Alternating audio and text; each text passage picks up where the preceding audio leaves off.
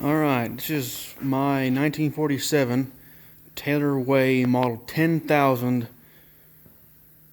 fully steel wheel, single point, trip action subsoiler.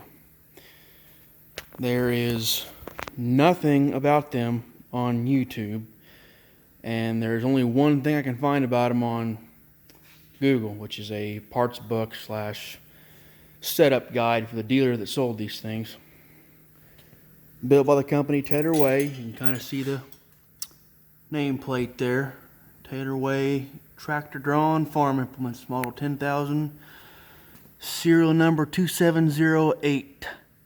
Manufactured by Taylor Implement Company. It's been broken out, but it's Athens, Tennessee, United States. We went down almost to the border with Georgia to get this thing.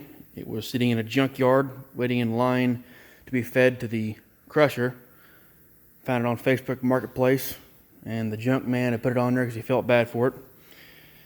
And as you can see, he didn't feel too bad for it because he ended up breaking that hub, and I had to have a new one made in a machine shop. So I was kind of hot about that, but at least he took $50 off the asking price for it, so that was good. And I paid $50 for the repair, so it all worked out. I have replaced some bolts, as you can see on there. I replaced all 6 wheel bolts, and then I replaced the bolt that goes to the trip arm because they were all rusted out, and this thing had F30 steel wheels welded to it, to those wheels for weight, and I ended up selling those and came out in the black with this project. This thing has been used hard, put away wet. If you can tell here, right there, someone has broken that particular section of the wheel. You can see here. They have welded in a new section of this cast out of some angle iron. There's a weld there.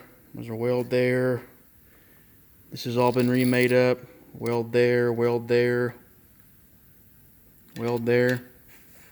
So this thing has been rode hard, and then you can see the subsoiler point at one point had 2 points. One of them is really dull, and one of them has been broken off, so I got to find a new point of that. The parts book says the tip of this is supposed to be square, and it's not.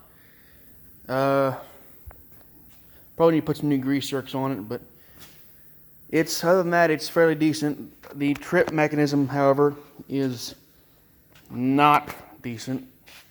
As you can see, the little dog in here is got too much play in it, and it won't always trip, and it won't always come out of the ground.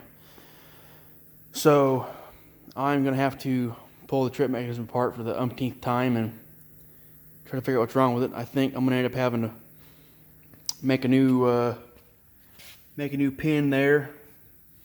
This thing here, make a new pin, fix the cotter pin hole, make it a little bit closer, and then the bore that the pin is in is a little bit watered, so I'm going to have to fix that too. Hopefully after that, all it should need is a new point. I mean, it runs okay right now, but if you get it at a deep enough depth, it won't always come up, so that's the problem.